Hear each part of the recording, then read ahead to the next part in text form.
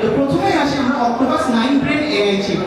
আমরা জানি একটা অক্টোপাসের 9টা মস্তিষ্ক, অর্থাৎ 9টা মস্তিষ্ক দিয়ে সে বিভিন্ন ধরনের কাজ করে থাকে। এর দ্বারা অনুপ্রাণিত হয়ে আমাদের 9 ব্রেন এই অক্টোপাস চিপটা তৈরি।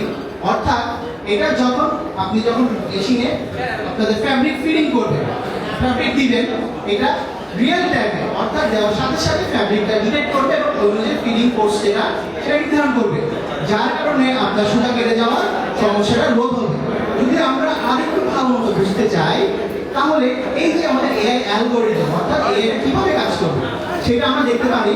মূলত এই যে এআই চিপের মধ্যে 2 লক্ষেরও অধিক স্যাম্পল রয়েছে। অর্থাৎ আপনি যে ধরনের কাজ ফ্যাব্রিক নিয়ে কাজ করেন না কেন, সেই স্যাম্পলটা আমাদের এই এআই চিপের মধ্যে আছে এবং 10 জন টপ পিএইচডি হোল্ডার এই অ্যালগরিদমটা তৈরি করেছে। এবং শুধু তাই নয়, আমাদের এই এআই চিপ প্রতি সেকেন্ডে 10,000 টাইম অর্থাৎ 10,000 বার ফ্যাব্রিক ক্যালকুলেট করে ফিলিং ফোর্সটা নির্ধারণ করে।